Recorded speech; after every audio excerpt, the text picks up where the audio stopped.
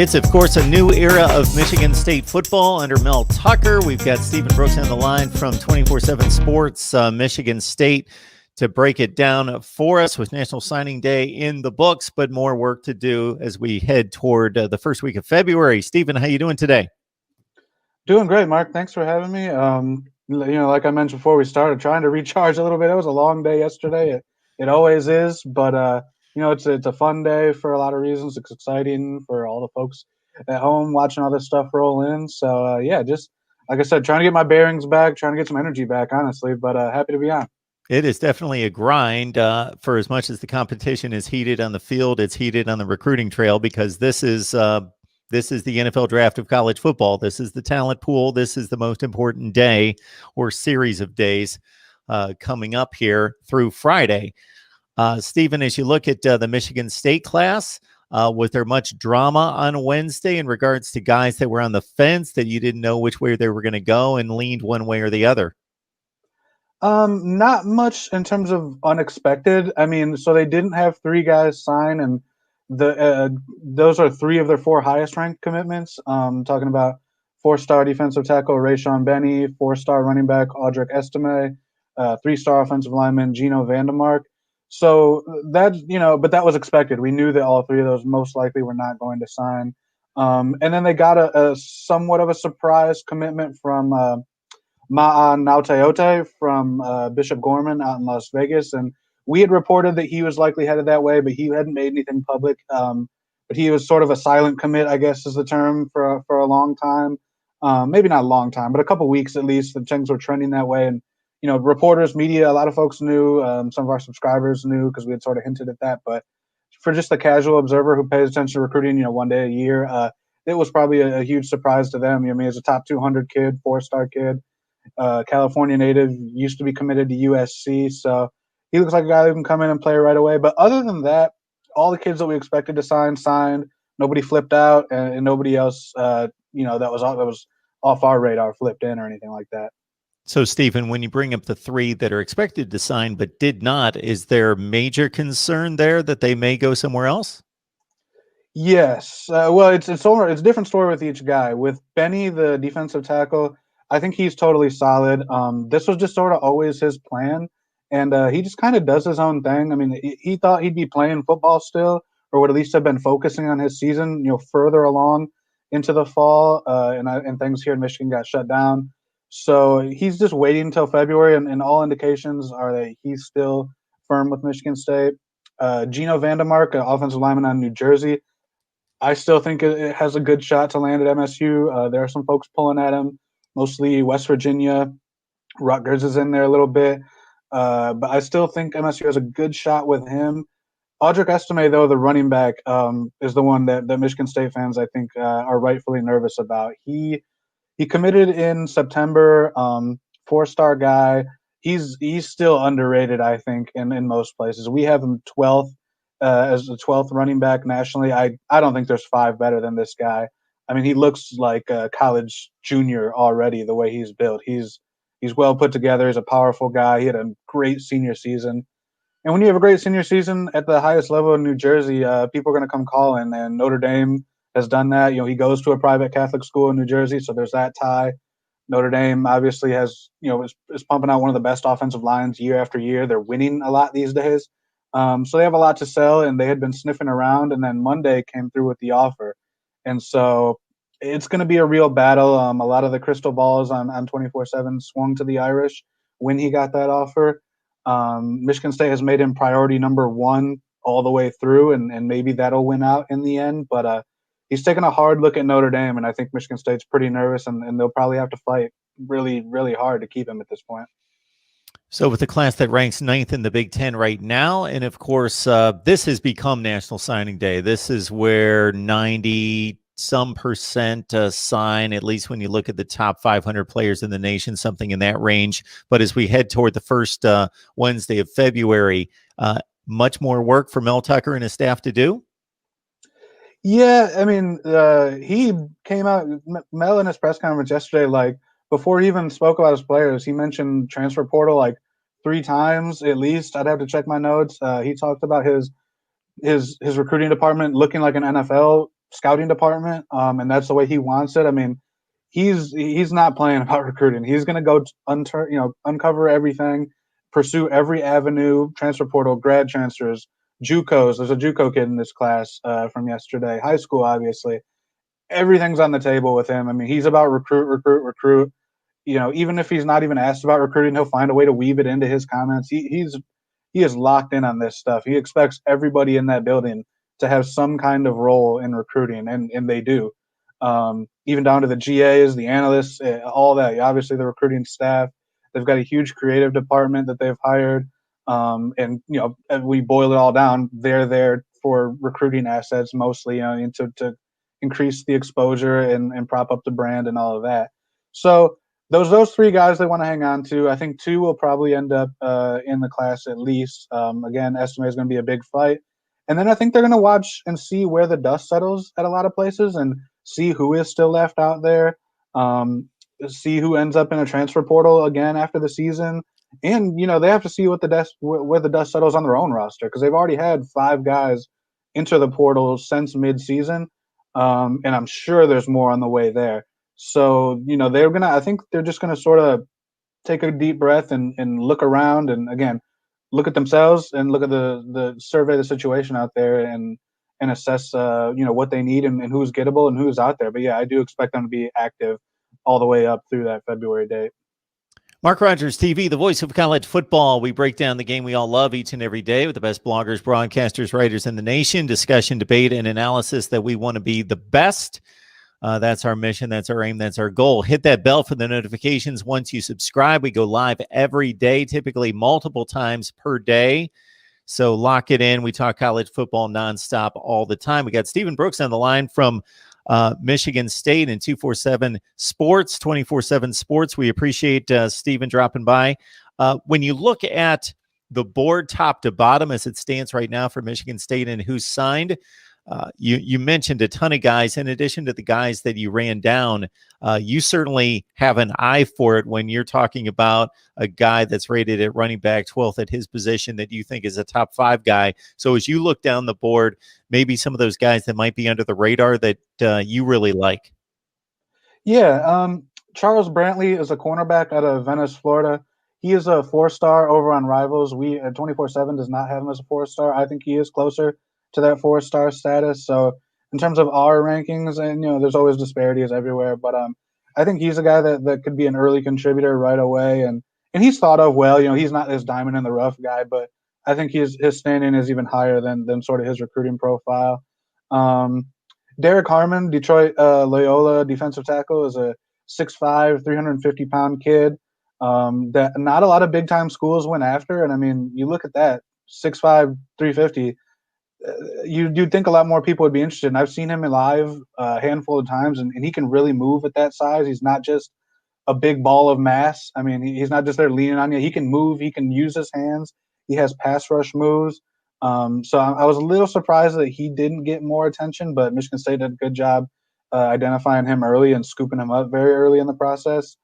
Hampton Fay, too, the quarterback, which, it might seem weird to say the quarterback's sort of under the radar, but I think he is. I mean, he plays for All Saints Episcopal, really, really good program down in Fort Worth, Texas. They've had a long lineage of Division I quarterbacks go into places like UCLA, Oklahoma State, Louisiana Tech, TCU. And he's obviously the next one in that line. 6'5" kid, used to be a hurdler, used to be a wide receiver at his other school. So he's got some athleticism to him, that modern mobility that everybody likes at quarterback. Not necessarily just a 1,000-yard rusher guy, but somebody that can really make you pay, sort of in a Trevor Lawrence kind of way. He's not going out for 100 yards every game, but he can really hurt you when he does tuck it. He's a guy I'm really intrigued to watch because he's only had 10 games as a varsity quarterback. He got hurt in his 3rd game as a junior, and this year with things being so weird, they had cancellations and whatnot for COVID reasons. So he only played 7 games this year, 10 games as a Texas varsity high school quarterback, which is still pretty good. But I think so he's still a little bit raw, and he's coming off that injury. But he's a guy I'm really excited to see moving forward. I think he's got a lot of tools that a good coach could really leverage. Mark D'Antonio for years was a master at much like Wisconsin and Northwestern more recently in taking top 40 classes and making them top 10 teams on the field. Certainly, D'Antonio built this program into something that it hasn't been since the mid to late 60s. When you look at Mel Tucker's approach, what are some of the similarities and differences just in the way he talks about it? You mentioned this is a full throttle, full go, 24/7, 365 deal with Mel Tucker. So he obviously understands the importance of it being the lifeblood of the program. But just in regards to approaches and maybe the geography covered and so forth between the two coaches.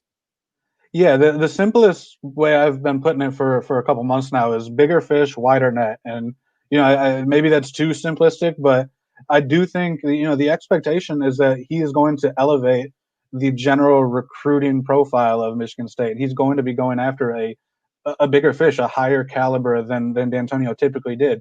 That's not to say D'Antonio only got these diamond in the rough nobodies. He sprinkled in a good amount of 4 stars who became really really good players, and some of them went on to the NFL. So he had that nice mix, even though the reputation was it's just this gang of nobodies, which partially true, of course. He had a really good eye for talent, and his staff was really good at developing. But I think Mel Tucker is going to go after a more ready-made prospect. I think he's going to be involved in some of these knockdown, drag-out recruiting battles with powerhouse top 25 programs. I mean, they went down and they had a kid out of Louisiana that they lost. They had a kid out of Miami who decommitted.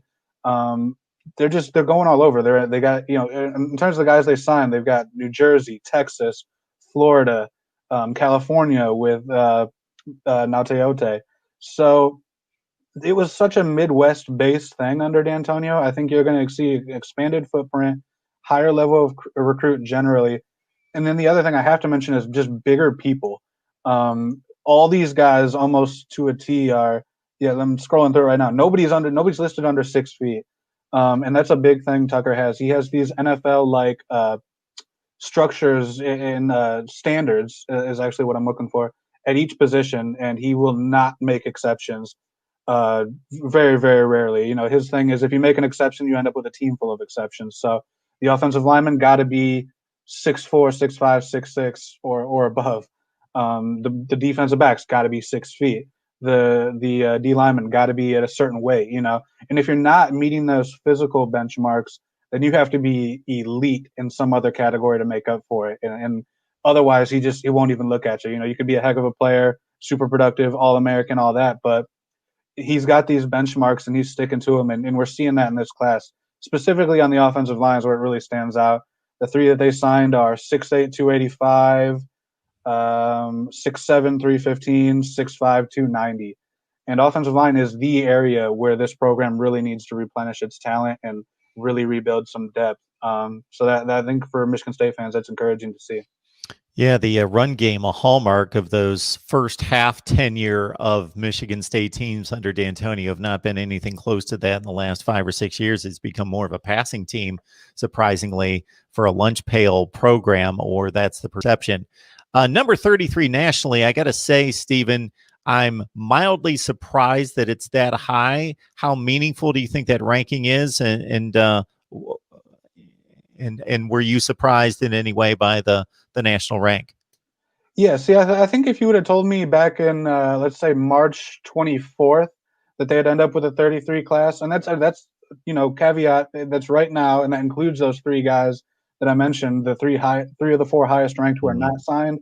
We'll see, but just for the purposes of this, if you would have told me 33 back in March, I would have said, wow, that's pretty dang good job. I think it's worth remembering, everybody's dealt with the pandemic, of course, but folks have to remember with Michigan State, I think got hit harder than anybody. I mean, Mel Tucker was hired on February 12th, and then he didn't have his staff done until the end of February. And then campus was shut down around March 12th or 13th. So it all amounted to 1 week that he could get recruits on campus. And so he got a couple of the elite in-state guys there. But I mean, we're literally talking about like a dozen maybe total recruits that he got to meet on campus face to face. And then the rest of it was virtual. Then he never played any games, until the end of October. And so everything that he was selling was a plan and a hope. So it was it was hard for everybody, of course, but I think it was hardest probably for Michigan State to put this all together. And I think they did a solid job. That's the word I'm going to keep coming back to. I think it's a solid class. I wrote this last night, and I think this is sort of the base of the cake, where it's just the dough and it's just kind of ugly looking. But then I think 2022 could be the frosting and the sprinkles and the candle. I think they're in some good positions in 2022 to get some real difference makers. Whereas I think these will be the foundation guys, the program guys. Starters maybe eventually, a lot of them. Maybe not stars though. I think the stars, and the high level guys are probably coming next class. But these will be those just meat and potatoes guys you need to build that program. Like I said, starters, mid level guys, trustworthy guys, but just not all conference draftable type of guys. Maybe a couple, but on the whole is what I'm saying. I got to tell you, Stephen, my thought process when D'Antonio stepped aside and Mel Tucker took over, and it had nothing to do with Mel Tucker, was that this is a difficult place to win because the population's leaving, because D'Antonio did something that hasn't been done at Michigan State again since the 60s, and that's compete for conference and major championships nationally, Rose Bowls, the whole deal, finishing in the top 10 somewhat consistently. And considering that the program, if you look at the winning percentage from like the mid 70s up until D'Antonio's, like 55%, a lot of 7-5, 6-5, 6-7-6 is all over the place forever. That he did a tremendous job. And I thought, man, stuck in that division with Ohio State, Penn State, and Michigan, it's going to be a tough climb. But the early signs are really good under Mel Tucker. Yeah, like I said, I mean, I think it'll be sort of sink or swim fairly early because he's going after a higher level, a more ready-made guy to come in. I mean, he's going to be getting in some battles with some big dogs, and he's going to have to win his fair share of those. And then, you look at what he's going to be up against. Ohio State has even turned things up to a new level. I mean, they've always recruited well. They've always had talent. They've always had great coaching, but they're even outpacing that. I mean, their class this year is insane. I saw something yesterday that like midday, they had like 9 top 100 players or something committed or signed, and the rest of the Big Ten total had 8 or something along those. I mean, they're just, in terms of sheer talent, they're distancing themselves from the rest of the conference. They're already ahead, but like I said, they're increasing that gap. So, D'Antonio had to face some of that too. But like I said, the way Ohio State's recruiting is scary, for a lot of folks in this conference. And we'll see about Tucker. I mean, he has one previous year of head coaching experience, but his resume is as good as it gets when you're talking about working under Saban and Romeo Crennel and Kirby Smart, all these different people, 10 years in the NFL. I mean, I have no doubt that he knows what he's doing, but can he, execute in it? Can he actually do it and get some of these difference makers? That's the question, because at this point, that's his big challenge and he's sort of, as the season's gone on, he's sort of slowly alluded to it more and more. And now he's just kind of open that like, yeah, we need a lot more talent. I'm going to remake this thing in a big way and expect a lot of turnover. Yeah, I heard a similar stat the other day regarding 5 stars that are currently on Big Ten rosters, 20 in the Big Ten, 14 in Columbus, Ohio. That's crazy. All right, Stephen Brooks doing a great job. The information's phenomenal. So check him out on Twitter, Stephen Brooks, and also at 247 Sports. Stephen, we appreciate you stopping by. Absolutely. Thanks for having me, Mark. Take care.